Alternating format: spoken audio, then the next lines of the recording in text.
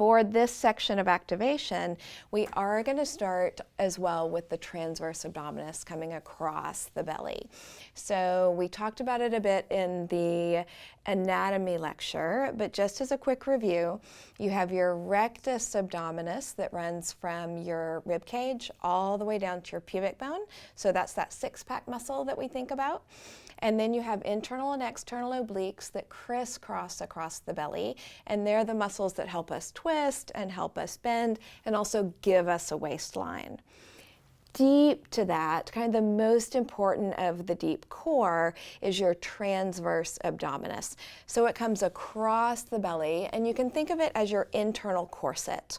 So it comes around and actually attaches into the spine. It comes all the way around the back, and when it contracts, it helps support everything. It helps us manage load when we lift things that are heavy. And normally this muscle is a pre-contractor.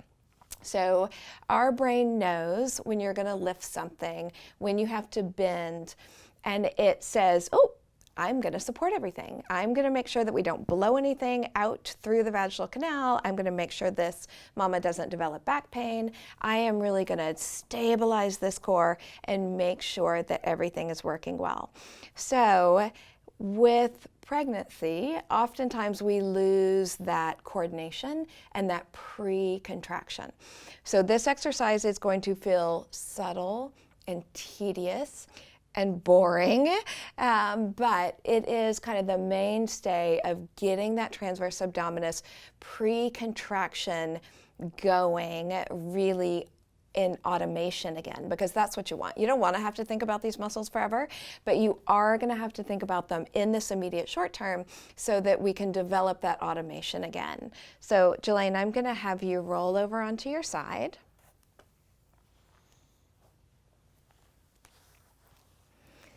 Now, what we are looking for is this low belly.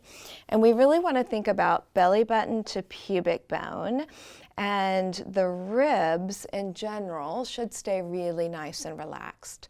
So I want you, Jelaine, just let your belly go. Let it go. That's it, huh? Not much of a belly there. Yeah, those always help us. All right, so all my mamas out there, I want you to lie on your side and just let your belly relax and hang down. Now, we're going to use our breath again, and you're going to take a nice deep inhale. With the exhale, I want you to use a shh sound, just like you're shushing your baby. That gets the deep core to kick in first before all these other muscles. So go ahead and take a breath in and let the belly fall. Good. And use your shh. And pull that low belly in. Beautiful, just like that. And now take a breath in and relax. And again. Good. This time I want you to use a instead and see what you think. And harder, easier, the same? Same, I guess? Same, okay. So you can play around with it as long as we're using the exhale. I really like the shh sound. And especially if baby's around, you can be chatting with them as well. That looks beautiful.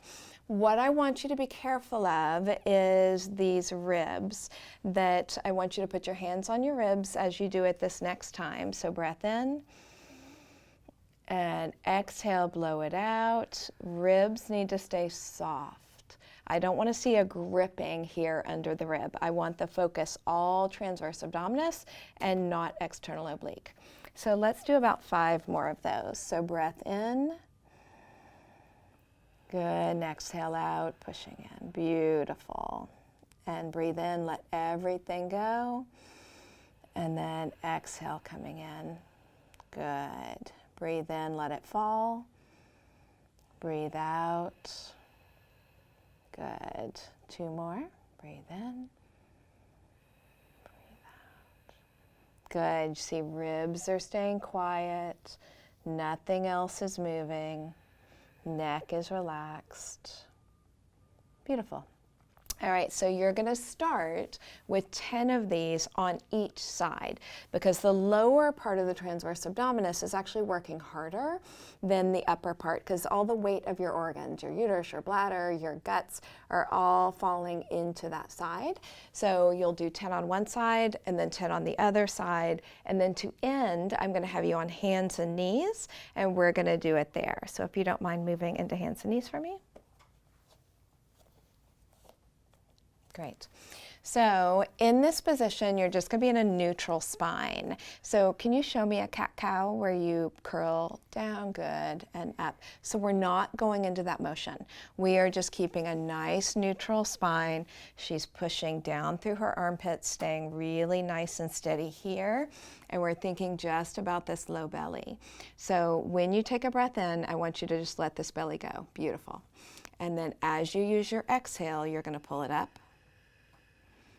Good, and then breathe in, let it fall,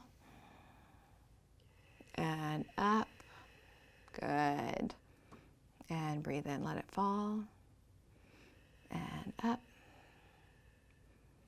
and 2 more for me, good, and 1 more. Great, all right, come on up into. So for this very first week or 2 that you're starting your exercises, you're going to work on first the pelvic floor in isolation.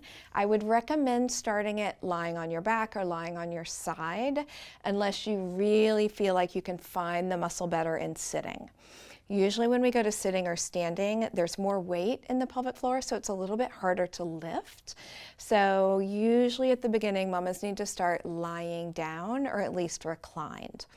You're going to do 10 of those longer holds where you exhale for 5 seconds and then rest for 5 seconds. So 10 repetitions of the slow ones and then 10 repetitions of the quick squeeze, drop, squeeze, drop, squeeze, drop.